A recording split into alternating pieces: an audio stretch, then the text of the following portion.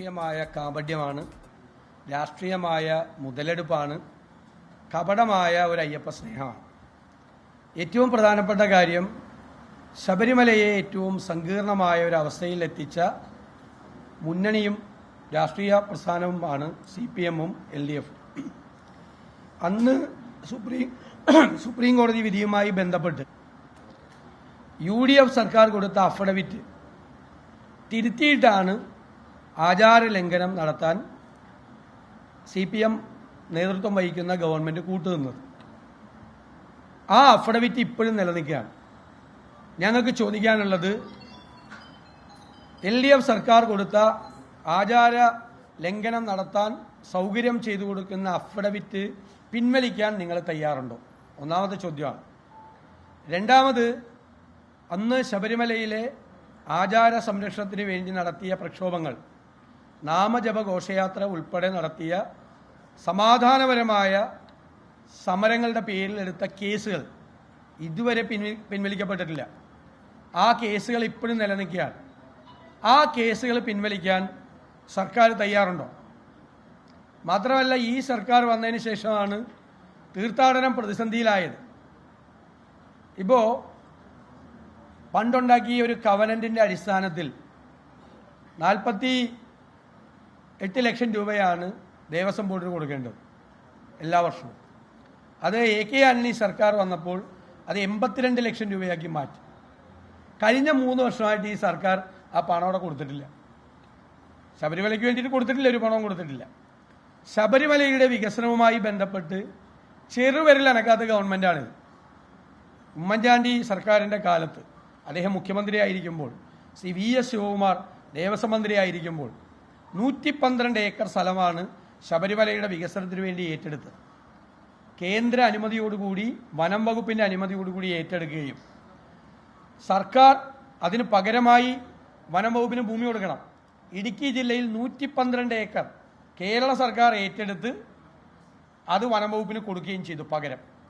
അവിടെ ധാരാളമായ വികസന പ്രവർത്തനങ്ങൾ, സ്വാമി അയ്യപ്പൻ റോഡ് ഉൾപ്പെടെ, ട്രീറ്റ്മെൻറ്റ് പ്ലാന്റ് ഉൾപ്പെടെ, നിരവധിയായ ആശുപത്രികൾ ഉൾപ്പെടെ നിരവധിയായിട്ടുള്ള സൗകര്യങ്ങൾ ആ ഗവൺമെൻറ്റിൻ്റെ കാലത്താണ് ശബരിമലയിലെ വികസനം നടന്നത്. കഴിഞ്ഞ 9.5 വർഷക്കാലമായി ശബരിമലയിലെ വികസനത്തിന് ചെറുവിരൽ പോലും അനക്കാത്ത ഒരു സർക്കാരാണ്. അവരിപ്പോൾ തെരഞ്ഞെടുപ്പ് അടുത്തപ്പോൾ അയ്യപ്പ സംഘവുമായി വരുമ്പോൾ തീർച്ചയായിട്ടും മുഖ്യമന്ത്രിയും ബന്ധപ്പെട്ട ആളുകളും ഈ ചോദ്യങ്ങൾക്ക് മറുപടി പറയാം.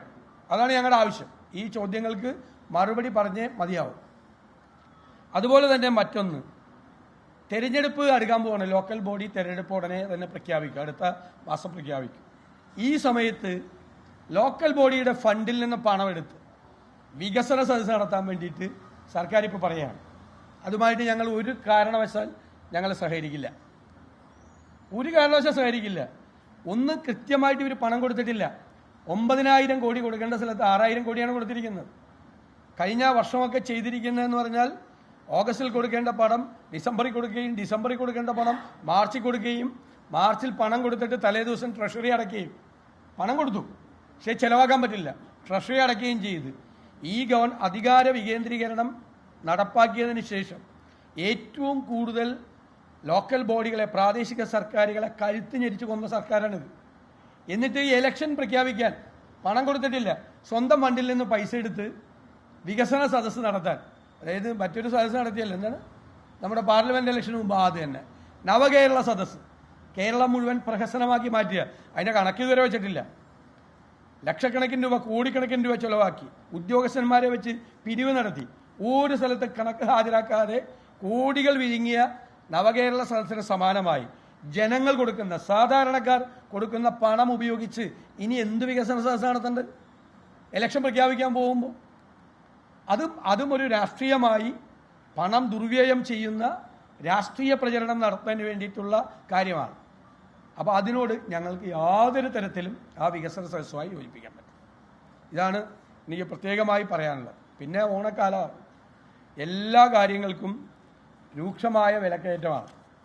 കഴിഞ്ഞ 7 മാസമായി ഏറ്റവും കൂടുതൽ റീറ്റെയിൽ പണപ്പെരുപ്പം ഉള്ള ഇന്ത്യയിലെ 1ാമത്തെ സംസ്ഥാനമായി കേരളം ഇരിക്കുകയാണ്. 7 മാസമായിട്ട് തുടർച്ചയായിട്ട് ഏറ്റവും കൂടുതൽ വിലക്കയറ്റമുള്ള ഇന്ത്യയിലെ 1ാമത്തെ സംസ്ഥാനം കേരളമാണ്. ജൂണിലെ 6.71% നിന്ന് ജൂലൈയിലായപ്പോഴേക്കും 8.89% പണപ്പെരുപ്പം കൂടി. അരി, പച്ചക്കറി, പലവ്യഞ്ജനം, വെളിച്ചെണ്ണ, പഞ്ചസാര തുടങ്ങിയ മുഴുവൻ സാധനങ്ങൾക്ക് വില വർദ്ധിച്ചു. വെളിച്ചെണ്ണയുടെയൊക്കെ വില എങ്ങോട്ട് പോയെന്നറിയാം. ആളുകൾ ഇപ്പോൾ വെളിച്ചെണ്ണയുടെ സബ്സ്റ്റിറ്റ്യൂട്ടൊക്കെയാണ് ആളുകൾ ഉപയോഗിക്കുന്നത്. ഇപ്പോൾ ഇന്നലെ സെപ്റ്റംബർ തുടങ്ങിയല്ലോ, ഓണക്കാല ആദ്യത്തെ ആഴ്ചയാണ്. റേഷൻ വിതരണം മുടങ്ങി, നിരന്തരമായി റേഷൻ വിതരണം മുടങ്ങുന്നു. മഞ്ഞക്കാർഡ് ഉടമകൾക്കുള്ള സൗജന്യ ഓണക്കിറ്റ് വിതരണവും തുടങ്ങി. കഴിഞ്ഞ ഒരു 6 മാസം മുമ്പ് പറഞ്ഞു റേഷൻ വിതരണവുമായി ബന്ധപ്പെട്ട ഓൺലൈൻ സേവനങ്ങൾക്ക് ഇനി ഫീസ് ഏർപ്പെടുത്തില്ല. ഭക്ഷ്യവകുപ്പ് വലിയ അഭിമാനത്തോടു കൂടിയാണ് പറഞ്ഞത് റേഷൻ കാർഡ് വിതരണവുമായി ബന്ധപ്പെട്ട ഓൺലൈൻ സേവനങ്ങൾക്ക് ഇനി കാശ് ഏർപ്പെടുത്തില്ല. അതൊരു നേട്ടമായിട്ടാണ് 6 മാസം മുമ്പ് പറഞ്ഞത്. ഇന്നലെ വീണ്ടും അതിൽ ഫീസ് ഏർപ്പെടുത്താൻ വേണ്ടി തീരുമാനിച്ചു. ഈ ഓണക്കാലം വിലക്കയറ്റം ഇല്ല എന്നുള്ള മുഖ്യമന്ത്രിയുടെ അവകാശവാദം യാഥാർത്ഥ്യങ്ങൾക്ക് നിരക്കാത്തതാണ്. ഇന്ത്യയിൽ ഏറ്റവും കൂടുതൽ വിലക്കയറ്റമുള്ള സംസ്ഥാനം കേരളമാണ്. ഏറ്റവും കൂടുതൽ നാണ്യപ്പെരുപ്പമുള്ള സംസ്ഥാനം കേരളമാണ്. സ്റ്റാറ്റിസ്റ്റിക്സ് ഡിപ്പാർട്ട്മെൻറ്റ് പുറത്തിറക്കിയ കണക്കുകൾ വെച്ചാണ് ഞങ്ങൾ പറയുന്നത്. മാത്രമല്ല, രൂക്ഷമായ കരിഞ്ചന്ത മാർക്കറ്റിലുണ്ട് ഓണക്കാലത്ത്. ആ ബ്ലാക്ക് മാർക്കറ്റിനെ, കരിഞ്ചന്തയെ നിയന്ത്രിക്കാനുള്ള, വിലക്കയറ്റം നിയന്ത്രിക്കാനുള്ള ഒരു നടപടി ഗവൺമെൻറ് സ്വീകരിച്ചിട്ടില്ല.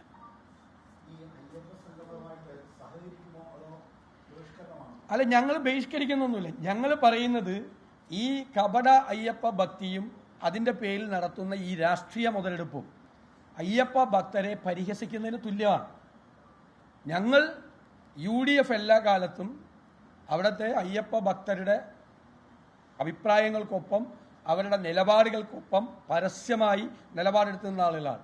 അതിനെതിരായിട്ട് നവോത്ഥാന സമിതി ഉണ്ടാക്കിയ ആളുകളാണ് CPM-കാർ. ആ നവോത്ഥാന സമിതി പിരിച്ചുവിട്ടിട്ടില്ല. ആചാര ലംഘനം നടത്തിയത് ശരിയാണ് എന്ന് വാദിച്ചുകൊണ്ടാണ്, അതിന് പിന്തുണയുമായിട്ടാണ് നവോത്ഥാന സമിതി ഉണ്ടാക്കിയത്, അല്ലേ?